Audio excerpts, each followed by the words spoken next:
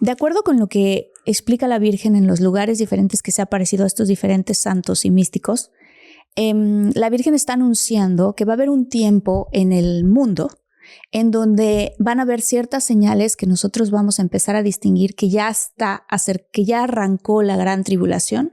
Ajá. Y que ya estamos cerca de, pues, de lo que se le llama, muy popularmente conocido como el fin de los tiempos. Okay. En esto va a venir acompañado de dos sucesos muy importantes. Uno físico y otro espiritual. Específicamente las alertas que te puedo contar que uno dice, híjole, aquí ya se está viendo algo muy parecido. Cuando la Virgen se empezó a aparecer con estos mensajes, por darte un ejemplo, que empezó con Fátima, ella hablaba de palabras que los niñitos de Fátima, que esto fue en 1917, no podían comprender. Eran unos niñitos campesinos que ni sabían escribir en esa época. Ajá. Y la Virgen anunció que todas las cosas iban a empezar cuando de Rusia se esparciera una cosa que se llamaba comunismo. Ok, o sea, decía la palabra comunismo que los niños repetían. Exactamente, pero el comunismo no se había inventado. Esto es lo que está interesante. Wow. Si tú te pones a pensar en 1917, claro, estábamos en plena Primera Guerra Mundial. Entonces, exacto, esa palabra no existía. Otra cosa que advertía la Virgen es que decía, es que los errores de Rusia no se pueden dejar que se esparzan por el mundo. Y hablaba específicamente de los males del comunismo. Y explicando que el comunismo lo que le interesa, lo más que le interesa es eliminar cualquier creencia religiosa de la gente, ¿ok? Eso es una de las cosas impactantes del comunismo. Pero otra es que en su tiempo, cuando surgió el comunismo, se perseguía muchísimo a la iglesia. Muchísimo. Esa es una de las señales. Otra de las señales que dio, y a ver tú dime si es que no estamos empezando a verlas, es que no se iba a poder distinguir entre un hombre y una mujer. ¡Guau! ¿Cómo crees? Y estas son profecías que estoy diciendo desde Fátima, desde la Salet, o sea, épocas que estamos hablando 1800, 1917, o sea, dices, ¿cómo es posible que no se iba a poder distinguir, que tú ibas a ver en la calle a una persona caminando y no ibas a ver si esa persona era mujer o era hombre? Oye, evidentemente, pues hoy estamos en ese momento. Yo me acuerdo la primera vez que empecé a escuchar de la ropa, que creo que Gucci fue la primera marca que yo recuerdo, que sacó genderless, ¿no? Y yo decía, ¿qué es genderless? O sea, sin sexo. Me decían, sí, sin sexo. O sea, sin género. Cualquier persona se puede poner la ropa. Y hoy en día, pues es además súper inclusivo y súper cuidadoso el tema de que pues cada quien se puede ver como sea y tú puedes nacer con un sexo, pero sentirte identificado con otro y hay que ser muy respetuoso con eso. O sea, pues sí, estamos en ese momento de la historia donde el sexo se está, pues en muchos, no en todos, pero en muchas personas como borrando, como haciendo, no polarizado, no un blanco y un negro, sino más bien muchos grises. Exactamente. Otra de las cosas que también era impactante es, no lo voy a decir así tal cual porque pues obviamente estamos aquí en YouTube, pero la Virgen decía que iba a haber un momento en donde muchísimas mujeres del mundo iban a decidir deshacerse de sus niños en el vientre. Ok. Y esto, te estoy hablando que, por ejemplo, en el caso específico de Fátima, los niñitos a los que se les apareció la Virgen, Francisco, Jacinta y Lucía, uno tenía 9 años, Jacinta tenía 7 años y Lucía tenía 10 años. ¿Cómo iba a ser posible que unos niños tan chiquitos pensaran en que esto pudiera existir? Sí, y en el 17, donde evidentemente tema, como dices, con esta palabra que todos sabemos, pero de eliminar a un ser vivo en el vientre, pues ni siquiera creo que fuera todavía como, no sé si se conocía la palabra, me imagino que sí el procedimiento, pero imposible que unos niños menos de 10 años tuvieran ese tema en la boca, ¿no? Exactamente. Entonces, estas son algunas de las señales que iba dando ella. Bueno, les voy a contar cuál es la profecía y de ahí nos podemos seguir si quieres. Perfecto. A esto. La profecía del aviso lo que dicen es que lo que va a ocurrir es, va a haber un momento en donde va a haber una guerra muy grande, en donde se está como profetizando que la guerra sería el tercer conflicto mundial más enorme que haya habido. En donde en este conflicto mundial muy grande van a haber armas nucleares que se van a soltar, va a venir evidentemente acompañado de pandemias, va a venir acompañado, o sea, cosas fuertes. Ok. Ahorita hablamos de ese cacho porque creo que es importante afondar en ello, pero lo que está cañón, Jordi, es que cuando, según la profecía del aviso, cuando Dios vea que estamos a punto de destruirnos los unos a los otros, que esto va a ser una guerra rapidísima. O sea, no va a ser una guerra que va a durar 6 años, 8 años. O sea, va a ser algo tan rápido y tan potente y tan fuerte que va a haber una especie de intervención de parte de Dios. Y esta intervención es lo que se le conoce como la profecía del aviso, en donde durante más o menos unos 5 a 10 minutos, toda la humanidad, no importa en lo que creas, si eres católico, cristiano, judío, musulmán, agnóstico, ateo, no importa.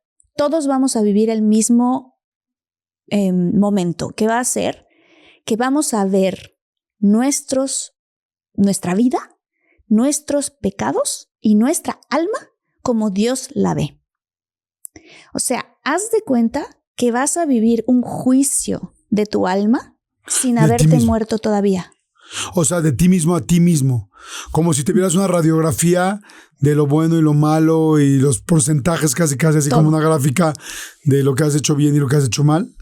Pero haz de cuenta que más allá que una gráfica, es algo donde tú vas a vivir todas las acciones que tú has hecho que no están alineadas con Dios, no desde tu punto de vista, sino desde el punto de vista de las personas a las que lastimaste y heriste en estos sucesos. No juegues. Como la película de Flatliners, no sé si alguna vez la vieron. No la he visto.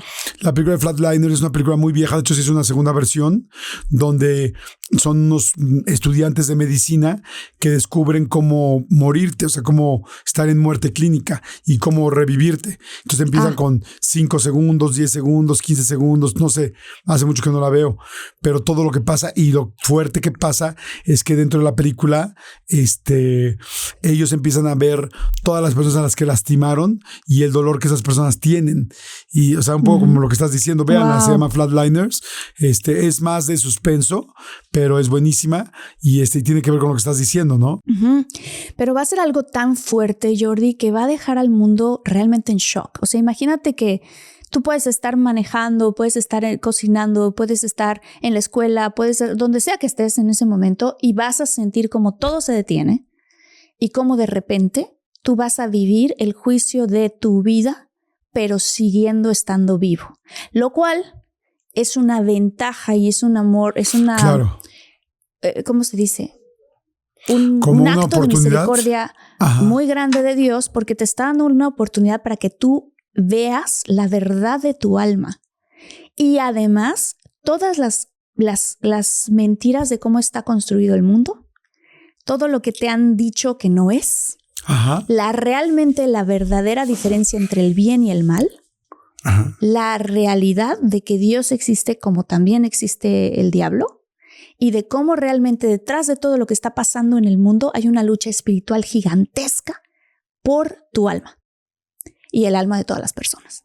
Wow. Entonces va a ser una cosa muy dolorosa porque muchísima gente cuando vea su vida, y mira que yo digo, híjole, yo considero que soy una persona buena, pero cuando he tenido la oportunidad de hacer una confesión de vida, Jordi, o sea, te entra una profunda pena por personas a las que lastimaste, cosas que hiciste, cosas, o sea, si uno realmente hace un examen de conciencia muy fuerte de que cada cosa que tú haces realmente tiene un efecto dominó en todas las personas, imagínate lo que tú vas a sentir de poder vivir ese efecto dominó, porque esto ya lo han vivido otras personas.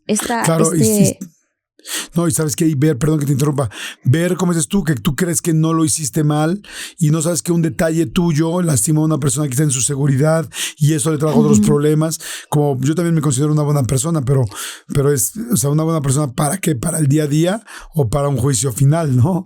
O sea, es como, puede ser mucho más profundo de lo que tú crees y suena muy interesante poder tener como una segunda oportunidad de decir, ok, tengo que hacerlo y corregirme y hacerlo mejor, ¿no?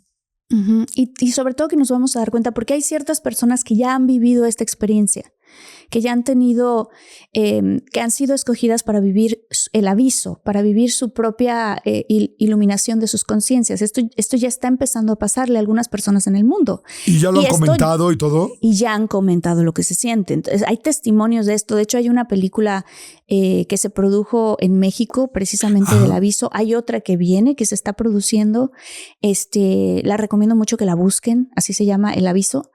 Hay un libro de una señora que se llama Christine Watkins, que ella se fue por todo el mundo a recolectar todas las historias de todos los santos y místicos que han tenido, que han hablado de esta profecía y que han tenido su propia iluminación de conciencia, y las personas de hoy en día, como tú y como yo, Jordi, que han vivido estas cosas.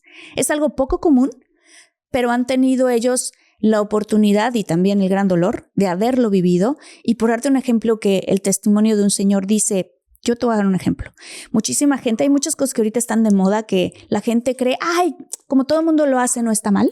Y de pronto, pues somos engañados. Una de esas cosas es la pornografía.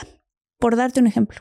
Este señor, cuando vivió su aviso, se dio cuenta de que mientras lo estaba viviendo, él, que era un adulto normal, no sabía del efecto dominó que él estaba viviendo. No sabía que la persona que en el momento que él estaba viendo en este video era una mujer que era adicta, que no tenía otra cosa que hacer para sobrevivir en su vida más que hacer eso, encuerarse y hacer todas esas cosas, que no solamente eso, sino que el productor de este tipo de videos también producía otros con niñitos. ¡Oh, qué fuerte! Y que él, por haber visto ese video en específico esa vez, él era culpable del efecto dominó, de cómo él estaba aportando a una industria que tiene esclavitud de gente y esclavitud de menores detrás. Qué fuerte, sí, es como eres parte de este sistema, o sea, al tú verlo estás generándole dinero a esta persona que le da trabajo a la persona que está en adicciones y a esta persona que genera otro tipo de material con menores de edad. Madre santa. Y tú sí, estás haces la línea y sí suena tremendo, ¿no? O sea, como si... Tremendo. Y esa persona decía, yo pensaba que estaba haciendo algo que pues es muy popular, la gente dice, no tiene nada de malo. Entonces tú empiezas a darte cuenta de lo que te han vendido como no tiene nada de malo. Te venden el mal como el bien y el bien como el mal. O sea, las cosas que son buenas y de fe y tal. Ay, qué aburrida. Ay, qué conservador. Ay, qué anticuado. Ay, eso que... Y todo lo demás, ay, wow, de moda. Ay, sí, ¿no? Mueve el bote con el reggaetón y hace esto y no te estás dando cuenta. O sea, todo lo vas a poder ver. Todo, cada acción, cada cosa. Otro señor que dijo, yo ni siquiera había pensado en este suceso antes en mi vida, pero agarré un día, cuando tenía 17 años, me agarré a golpes con otra persona en un bar, a golpes con un tipo en un bar, y yo no sabía que yo haberme agarrado a golpes con ese tipo en el bar, a él lo hice que después, como perdió, se sintiera un cobarde y entonces entrara a ser militar, y después de ser militar se fuera al ejército, y después de ser el ejército matara a personas, que después él tuviera problemas psicológicos por eso y después se suicidó.